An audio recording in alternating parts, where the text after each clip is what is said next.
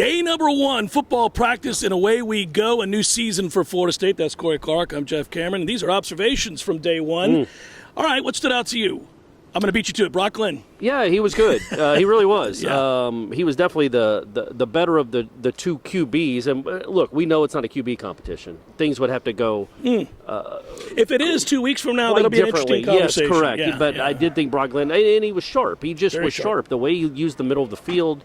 And we say that, and we can't talk really about the offensive line or defensive line because they're not in pads. No. So the things that stand out are the skill players and the quarterbacks, the receivers, the DBs, and all that. And I thought Brock Glenn was the sharpest of the QBs today, which was good because he looked okay in the spring, but then didn't practice the last 2 weeks, didn't get to play in the spring game. So a lot of people's last memory of him, rightly, is the Louisville game and then what happened in Miami. So for him to come out and look that sharp and that confident, I thought was a really good sign. Now, maybe not for this year, probably not for this year, but that's a really good sign that he looked so good. Yeah, he was the sharpest by far and away, and I guess that leads me to, basically what the head coach had to say today when Mike Norvell just talked about operationally. They were trying to look and see how quickly guys could get lined up, how well they could communicate day one with a guy across from them, and I thought overall it looked like a good day one. There aren't that many observations to be had on a day like this because, like you said, they're not in pads. But who stood out to you in the receiving corps then? Because we're talking about Brock Glenn. I thought the offense looked pretty good today. Yeah. Who do you want to talk about? I would say Hakeem had a couple really nice catches, and that's a guy people want to hear about. Yep. And he did have some nice plays. He had a really good catch over the middle of the field in 7-on-7.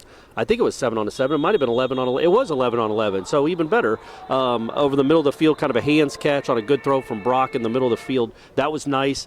Elijah Moore had a 70-yard touchdown. Now, it was against a walk-on safety, but he beat him to the edge, Jeff. If he didn't beat the walk-on safety to the edge, if you want to say that, you'd be worried. Yeah. But Elijah Moore is a guy that a lot of people are excited about. He wasn't here in the spring. He's do we call them late enrollees now? We should get rid of early enrollees. Not an early enrollee. They're not even early anymore. It's just expected you get here at that time. So he was a late enrollee. He came in the spring. So this was his first practice out here. And for him to have a 70-yard touchdown and have some other nice plays, now he's working against backup DBs, to be kind, but he looked the part, man. He is big and he can move, which was nice to see. And Mike mentioned that, listen, it's not going to be just about the physicality that he brings to the table because obviously he does look the part. He's got to learn this playbook. Yes, and how quickly can he be able to digest that to where he can be trusted in a game. So that'll be an interesting part of camp that we'll watch in the coming weeks because he does look physically like he's ready to play. Yeah. I thought, by the way, after practice, obviously we get players. We got Fintrell today. It started in the spring, Corey. I thought he looked faster, looked more confident. He looked like an NFL cornerback. He did. Yeah, in the spring, starting in the spring. Yeah. And it carried over again today. He was great. I feel like he's poised to have a big season. I think they're probably as excited about their two corners as they've been in ages, and that's crazy to say because they had two good ones last year. They had Renardo Green last year and Jarian and Jones. They had two second-day picks last year, and then they got two guys this year, that could be as good. I mean, Azaria could be a first-round pick. I think Fintrell Cypress is at least a second-day pick if he plays like this, if he continues to develop and play like that. Because you're right. He came with so much hype. Last year, starting last season, he was like the number 2 guy in the entire portal. And he quite frankly didn't play like that. He wasn't terribly started on a 13-0 team. He was decent. Maybe later in the year he started to look better and better, and then obviously in the spring it seemed like he took a leap, and then it continued today, which is really, really good news because Azaria's good. Yeah, it's going to be interesting to see with this defense. Every day we'll probably have another topic.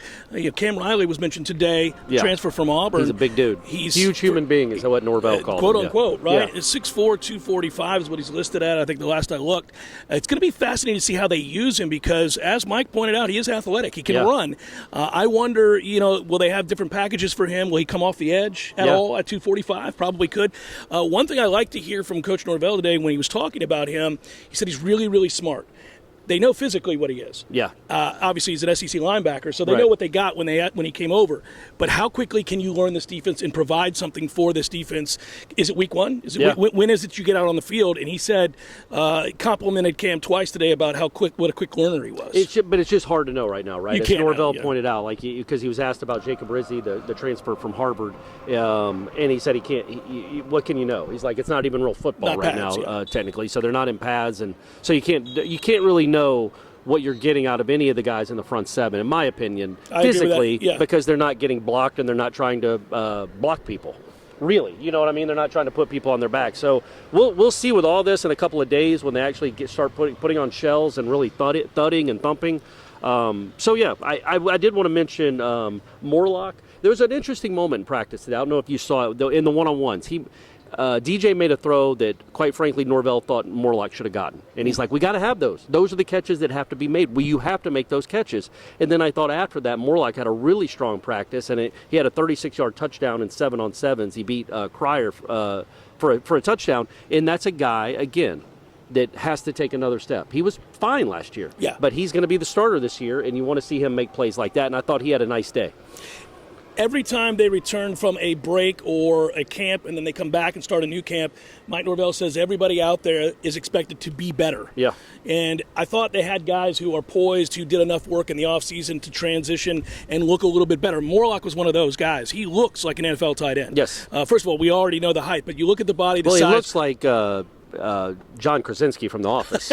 But he also looks like an NFL tight end. Yeah. Much bigger than John. Much bigger than John. Yeah, better athlete. It will be key. We get back to the same old thing we were just saying about once they're in pads. It will be very, very important to see how well he blocks because we know what he is as a receiver. Yeah. They've got a slew of running backs. I don't even know where to start. We all love Lawrence Toafili. We got him in the breakout afterwards. But I think they've got a ton of guys that are going to be very, very good there. And I think they love that secondary. For me, this is going to be about watching the growth of these linebackers. Question marks there. Where else are you looking as we start getting out here day after day after day? Look, wide receiver is the place. I thought LaWayne McCoy is a guy that just stands out even going against air.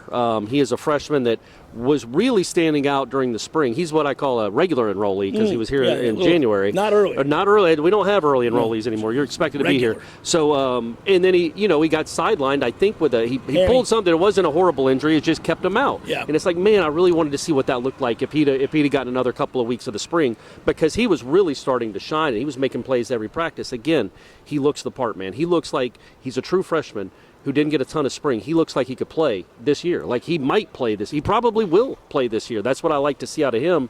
So that's Hakeem, him. You know what you're getting Ja'Kai. We think Malik Benson's going to be good. But that receiver room still has so many question marks. And that's not a negative. It's just we don't, because they might be exclamation points by the time the season starts. But right now they're question marks, and we just got to see what they end up being. It's fascinating as we wrap this up to think about how it is. When you're observing receivers, you can watch a lot even in these early practices because that doesn't change much. Yes, right. Correct. So you're going to get to see how they run routes, whether they catch the ball, the speed, the athleticism. Catches, getting open. Right. And the fact is, McCoy stands out of every practice. Yes. So that's how it is that we're all easily. You talk to coaches, you talk to other observers out here, they all say, hey, 15's got a little something to him. So that's why the high expectations for that young man. And also, Jalen Lucas is still really fast. He didn't slow down. No, he didn't get slower in the last 4 months. He seems to be just as fast. No, he's still there. He's still moving. He's Corey Clark. I'm Jeff Cameron. That's the post-practice wrap. Yay, football. It's back. We'll have plenty more of these. Until then, till next time, go sign up for warchant.com. What are you waiting on? Well done.